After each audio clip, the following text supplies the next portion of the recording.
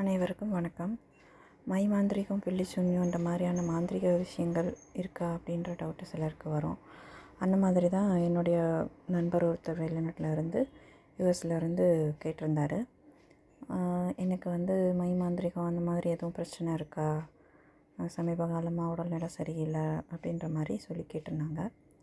So அப்படி பார்க்கும்போது இங்கே உதயம் ஆரடம் ஸ்திர உதயமாக கும்பத்தில் இருக்குது.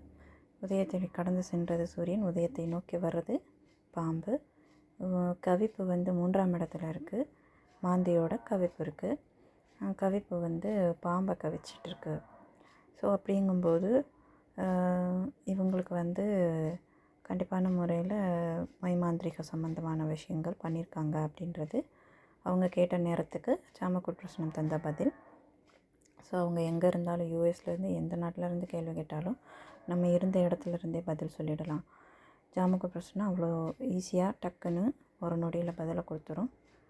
ஸோ இதுதான் அவங்களுக்கான பதில். இந்த மாதிரி நிறைய விஷயங்கள், என்ன ஒரு பிரச்சனைகள் இருந்தாலும் அதை நம்ம ஜாமக்கூட் பிரசனத்தின் மூலியமாக நல்லதா கெட்டதா அப்படின்றத நம்ம பார்த்துக்கலாம். உங்களுக்கும் பார்க்கணுன்னா காண்டாக்ட் பண்ணுங்கள். நன்றி, வணக்கம்.